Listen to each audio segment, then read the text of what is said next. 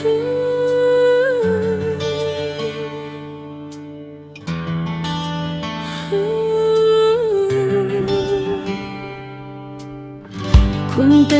na ako sa'yo,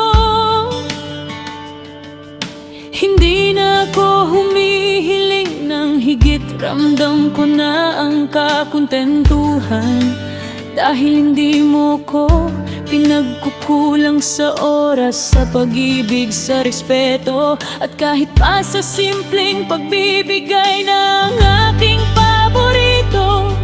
Salamat dahil panatag ako sa'yo.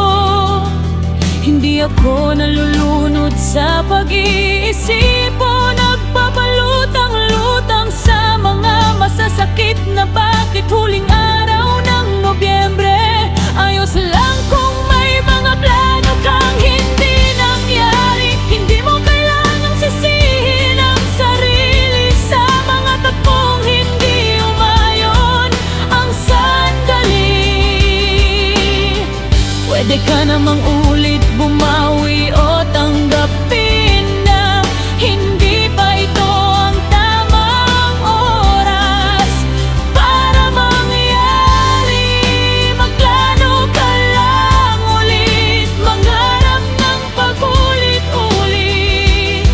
Huwag mong susukuan ang lugar na gusto mong puntahan.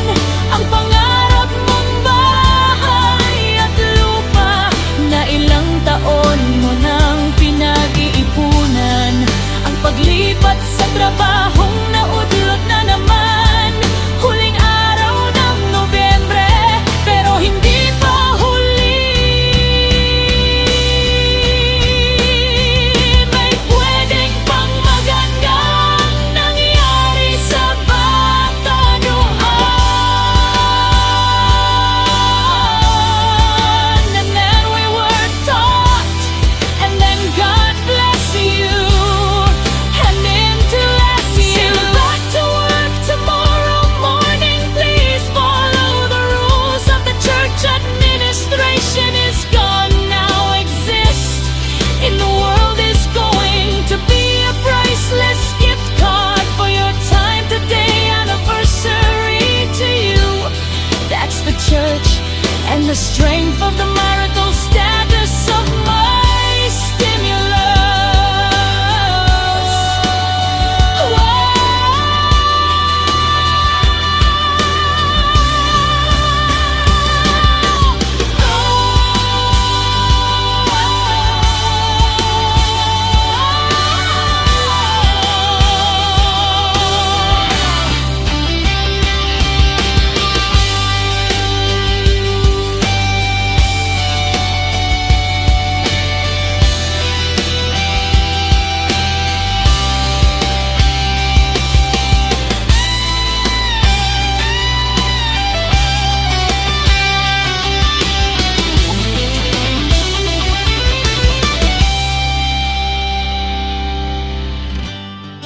Lord, ilayo mo po ako sa mga tao at bagay na hindi para sa akin.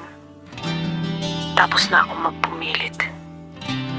Hindi ko na pinagsisiksikan ang sarili sa mga nagkusang umalis.